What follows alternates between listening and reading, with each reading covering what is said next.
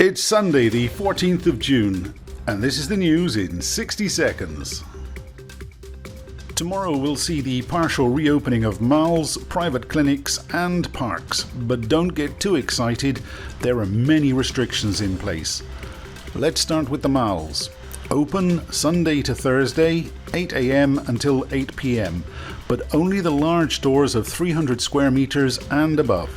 50% of parking spaces will be blocked off, and the mall, along with the stores that are allowed to operate, must do so at just 30% of their normal capacity.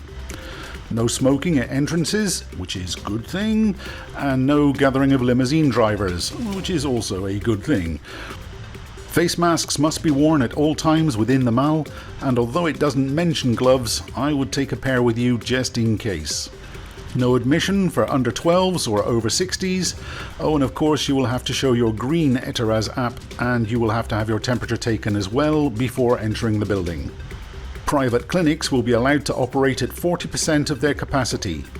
Appointment durations must be a minimum of 40 minutes, and patients can only enter the building 5 minutes before their appointment time.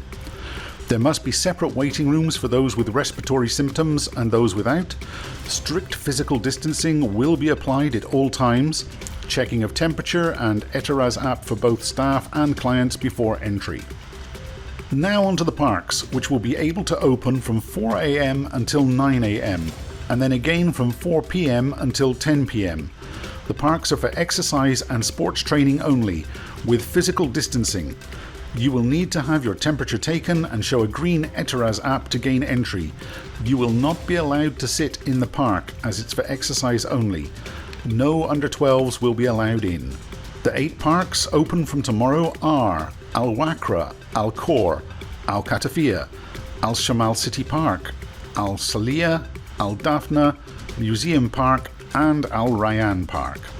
AstraZeneca to supply Europe with 300 million doses of vaccine, which instantly gives me hope that the end of the pandemic is near, until I read down where it says that they still don't know if it's going to work. And that's something they won't know until the end of the summer. But if it does work, then that's going to be absolutely massive.